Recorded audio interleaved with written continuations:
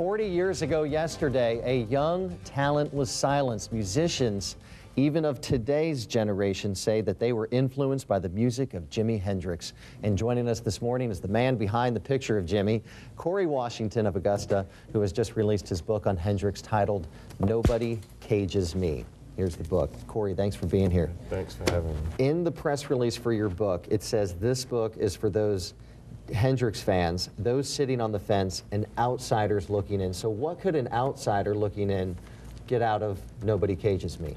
Well, basically, I used to be one of those outsiders looking in. Growing up in New York City, in the inner city, in the mid-70s, early 80s, Jimi Hendrix wasn't really talked about in my household. We were more interested in disco, soul, R&B, things of that nature. Well, later on, I discovered Jimi Hendrix, and his music just seemed to open up so many gateways to other music. So that's what I'm hoping for with this book. He is known to influence jazz, funk, R&B. I can see all of those, but you say even hip-hop. How did he influence hip-hop? Right. There was a session in 1969 that he had with Buddy Miles, which was a drummer back then, and also a spoken word poet named Lightning Rod of the famous group The Last Poets. And this was seen over by Alan Douglas. And they got together. It was kind of like an impromptu session. And if you really listen to this song called Doriella DuFontaine, you can hear the early remnants of hip-hop. You had the pattern, you had the rapper rapping over it, you know, all of these elements. If you really just take a look and listen at this, you'll see what I'm saying. Of course, rock musician is how we think of Jimi Hendrix, but you say he was more to that. Right. How should we view Jimi Hendrix today? Jimi Hendrix has roots, deep roots in the blues, the old-time blues.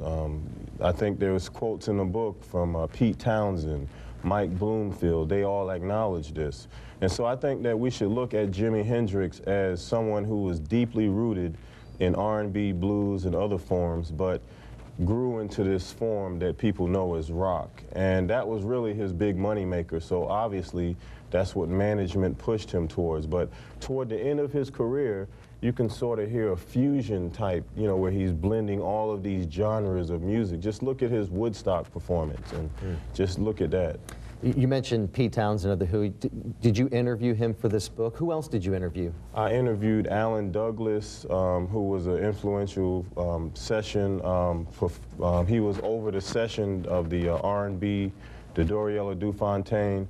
There were a lot of people that I went on scene in Seattle and interviewed, and a lot of the interviews that I did get was from a research paper that I did in college. And so that's where you get a lot of the interviews from. So this is not a biography? Not a biography. That's been done so many times before. I want to get that right up front, but I do give some biographical information about Jimi Hendrix just in case people really don't know who he is, but there's some of that information in there as well. Okay, this is really interesting here. You know, you say it took the popular wrestler Hulk Hogan to connect you with Jimi Hendrix. So how does Hulk Hogan fit into that? Right. Many people who are wrestling fans know that when Hulk Hogan turned over to the NWO, he used to come out with this theme song.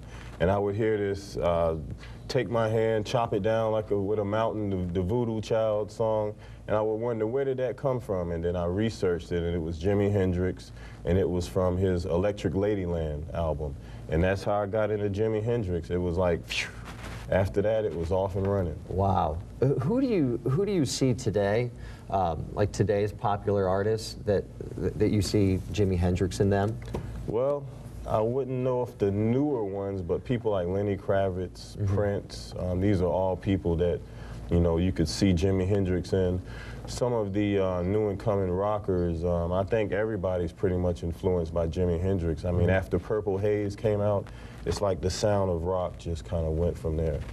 What do we know about, you know, we're on the 40th anniversary of Jimi Hendrix's death. What do we know about how he died? It's kind of fishy because the official inquest, it's real murky. It doesn't really say whether it was an accident. It's really fishy because you would think that these were very powerful barbiturates. You were only supposed to take a half a pill. how does this man take 9 pills? That doesn't make sense. And the amount of alcohol doesn't mesh with what people saw him drinking that night. So there's still a lot that needs to be looked into. There are a lot of conspiracy theories about Jimi Hendrix's death. Can you share Well, at least one of them with us? Well, one of them is Mike Jeffries, the manager. Jimi Hendrix was due to be released from his contract, and he was going to switch over to Alan Douglas to be his new manager. Well, Michael Jeffries was involved in some shady dealings down in the Bahamas or wherever, and once Jimi Hendrix switched over, they were going to look at the books. And once they did that, they would find that he stole a lot of money. So how do you fix that? Jimi Hendrix gone. So that's one theory. Yeah. Do you have a favorite Hendrix song? My favorite Hendrix song would probably be Burning Desire. I don't know if you ever heard that one. It's kind of like, it starts off kind of like a slow song, and then in the middle kind of turns into an R&B song and goes back into rock. And it kind of, you know, encapsulates what I'm trying to talk about here. Okay. The book is Nobody Cages Me by Corey Washington. Where can folks get it? Amazon. You can go to nobodycagesme.com as well. Okay. All right, Corey, thanks a lot. Appreciate it. Have a great week.